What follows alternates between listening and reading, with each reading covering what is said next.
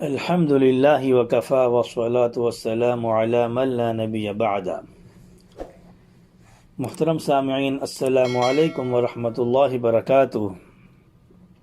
امید ہے آپ سب لوگ خیریت سے ہوں گے۔ اللہ تبارک و تعالی سے دعا ہے آپ لوگ جہاں کہیں بھی ہوں خوش رکھے۔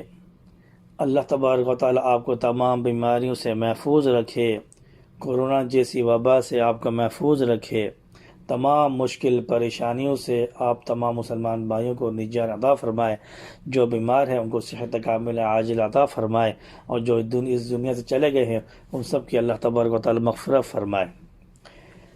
غمگین کے کان میں اذان دینا۔ جو شخص کسی رنج و غم میں مبتلا ہو، اس کے کان میں اذان دینے سے اس کا رنج و غم دور ہو جاتا ہے۔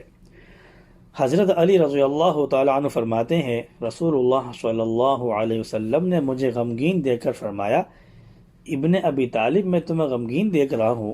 میں نے کہا جی ہاں۔ نبی کریم صلی اللہ علیہ وسلم نے فرمایا، فَمُرْ بَعْضَ أَهْلِكَ يُؤَذِّنْ فِي أُذُنِكَ فَإِنَّهُ دَوَاءٌ لِلْهَمِّ۔ حضرت علی رضی اللہ تعالی عنہ سے فرمایا کہ تم اپنے گھر والوں میں سے کسی سے کہو کہ وہ تمہارے کان میں اذان دے، کیونکہ یہ غم کا علاج ہے۔ حضرت علی رضی اللہ تعالی فرماتے ہیں کہ میں نے یہ عمل کیا تو میرا غم دور ہو گیا۔ اس طرح اس حدیث کے تمام راویوں نے اس کو آزما کر دیکھا تو سب نے اس کو مجرب پایا۔